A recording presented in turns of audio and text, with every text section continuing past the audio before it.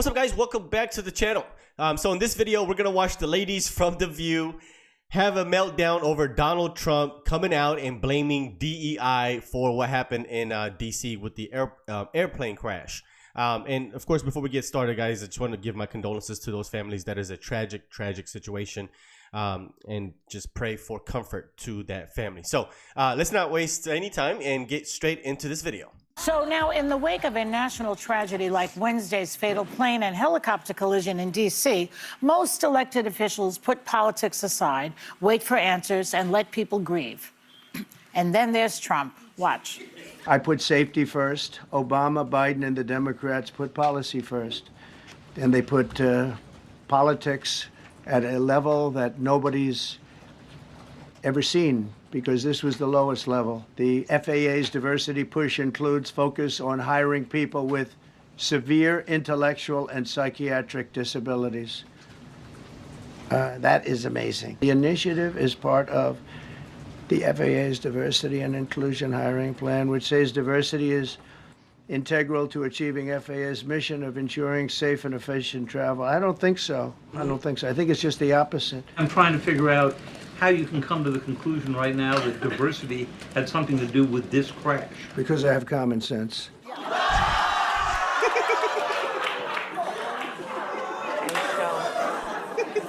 They beg to differ. Now, victims were still being taken out of the Potomac while he was saying this.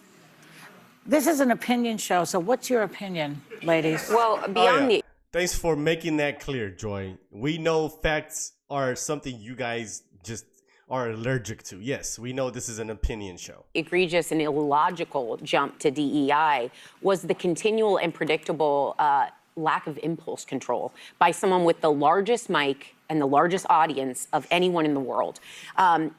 And while the bodies were being recovered, when he said these remarks, the bodies were not even all recovered. So step one in a tragedy is to mourn, to wait for these families. There are people that still don't even... What happened to thoughts and prayers? That's usually the first thing. That's only when children are shot. There are people, though, that are being notified that their loved one's not coming home. This is not the time. Let's let all that dust settle. It's like the wildfires when they started playing. While they're burning, people are trying to blame game it. I think Trump also posted soon after this tragedy occurred and said that this seems like it should have been avoidable. The worst thing you can say to someone who just lost a loved one is without any evidence that it could have been avoided. And let us remember that even the most highly trained and skilled workers in this world, from surgeons to, I mean, I guess you could say even recreationally, race car drivers, everyone makes mistakes. We don't know why this accident happened. And the loose way he speaks about it without any knowledge is heartbreaking. Disgraceful. Well, you know, part of being president requires being the consoler in chief. And at times of national mourning and national grief, America looks to the president to hold us and to give us some hope and some optimism and embrace us. And as there are 67 families, 67 victims with loved ones and friends and wives and husbands and parents grieving and still being taken out of the river, this man goes out there and says this. I mean, when you talk about DEI and Trump, it means despicable, enraging idiocy. That's what his DEI means. You know, and he's talking about DEI. And this is the guy who just, you know, replaced Lloyd Austin, who had a 41-year career, 4-star general, with Pete Hegseth. Yeah. Who even 3 Republicans voted against. So you want to talk about merit versus just being weighed on loyalty, but I want to read what Pete Buttigieg, who was one of the people that Trump attacked, just said. As families grieve, Trump should be leading, not lying. One of his first acts was to fire and suspend some of the key personnel who helped keep our skies safe. Time for the president to show actual leadership and explain what he will do to prevent this from happening again.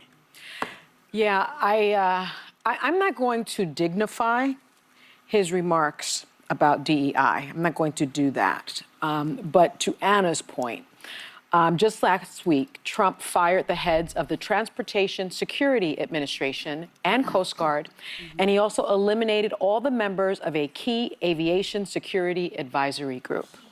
The Aviation Security Committee will technically continue to exist, but it won't have any members to carry out the work of examining safety issues at airlines and airports. I think that is very telling, that when voters decide that they want someone to blow things up and they want someone to blow up infrastructures, this is the result. You cannot blow up infrastructures and take people that have real experience in these types of issues and think that good things will happen because of it. So, And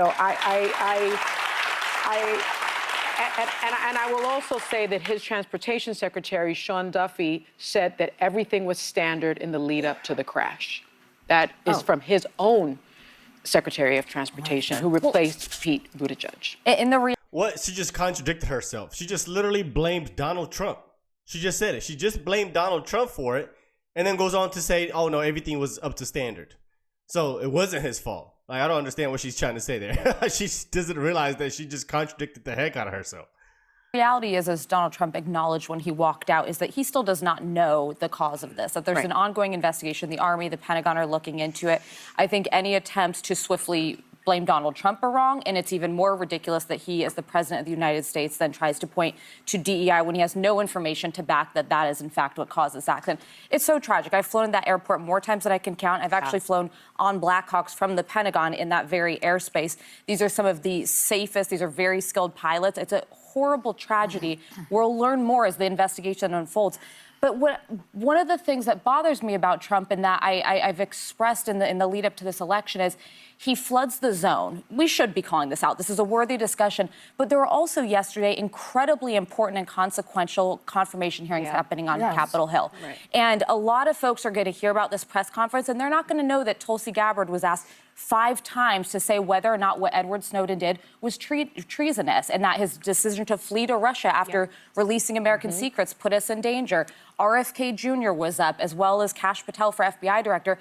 And I don't think that this is a strategy for Donald Trump per se, but it has this unintended consequence of people then not paying attention to things which will have real impacts on Americans because they're so caught up in just the crazy of the news cycle and how he floods the zone. But so people need to pay part attention. Of this whole thing he's saying about DEI, et cetera, is a distraction from exactly what you're saying? That's and I don't know if it's Senator intentional, Warren but it is said. a distraction. Well, it's also his pet project because he, on some of his first executive orders, addressed DEI. So to say it was DEI that caused it, he once again becomes the person who will save. Yeah, so there you have it. We're going to stop it right there. Now, the funny part about this is that these ladies claim that Donald Trump is trying to politicize this, but they never say the same thing to Democrats when they politicize every single mass shooting that happens. Every single time that there's any type of mass shooting, they always turn it political, always trying to ban assault rifles and just politicize every single shooting. So they never point that out. That's just a bunch of hypocrisy. Now, as far as the DEI situation goes, and why I think that, I mean, once again, this is my opinion, why I think that's a legitimate criticism is that any organization that has any type of systemic failure, whether it be in safety or their procedures or their product, their merchandise or resources, whatever, right? Whatever failures that they have, if they were also part of some type of DEI initiative, you can blame DEI just a little bit for the failures because of the resources and the time spent on DEI that could have been spent on improving the actual system itself. So if there was any type of DEI initiative, that was going along this aviation or whatever, then those resources, the time, the money, the effort, the people, right, that were part of that initiative, those resources could have gone to improving the aviation system, the safety, the airplanes, the product, whatever, right? So that's why I think it's a legitimate criticism to criticize any type of organization that has a DEI program, to criticize it for spending time and resources on that program instead of the actual, organization itself. So that's why I think it's a legitimate criticism. And as far as Trump coming out and doing this now and, you know, talking to the families, we don't know what he did. We don't know if he talked to the families. The families could have gave him permission to, you know, talk the way that he's talking as far as just, you know, giving out the details, right? We don't know any of that. They don't know any of that. But yeah, I mean, that's his job anyway, is to relay messaging, right? Is, hey, what's going on? What's going on with this country? That was a military helicopter, I believe. So yeah, I mean, the president should speak up when there's something involved with the military. I mean, I think that's just common sense. But anyway, let me know what you guys think. Hope you enjoyed this video. Hope you enjoyed the content. And if you do, hit the like button down below. It really helps the channel out. And if you're brand new, consider hitting subscribe. And I'll see you on the next one. Peace.